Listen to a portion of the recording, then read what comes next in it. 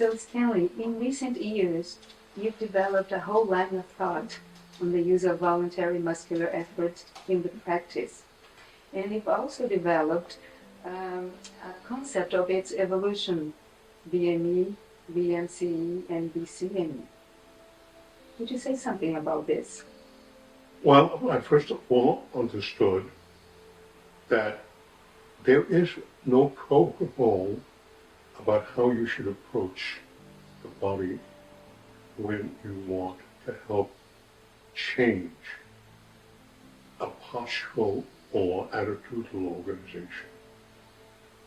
And that turning it over to an involuntary effort like catharsis and an attempt to reframe it didn't allow the interaction between body form, perception, action, experience, and self-management.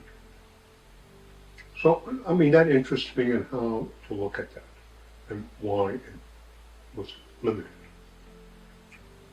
which led to why the technique was limited. Mm-hmm.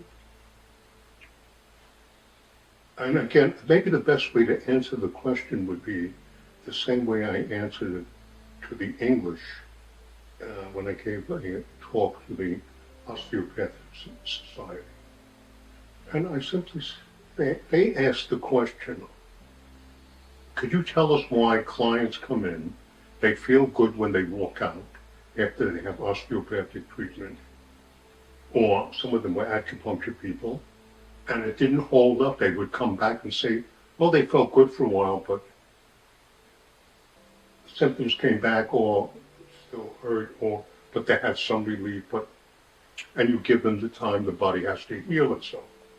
And I said, actually, it's a question of understanding that the body did not have the time to have enough practice with the changed state that they were in. There wasn't enough time to make at least a memory that had some endurance, and there certainly wasn't enough time to grow new tissue. And therefore, they go back to the organization that's reliable.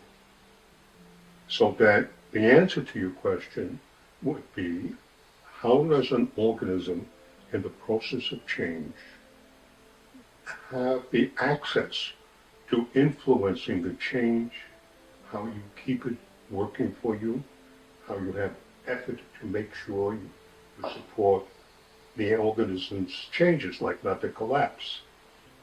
So then I saw this is a voluntary process. This is not an involuntary process. And that led to understanding how you ask the person to practice, say, being grounded, or holding their boundaries, or making a boundary. And then, of course, I saw that required voluntary effort.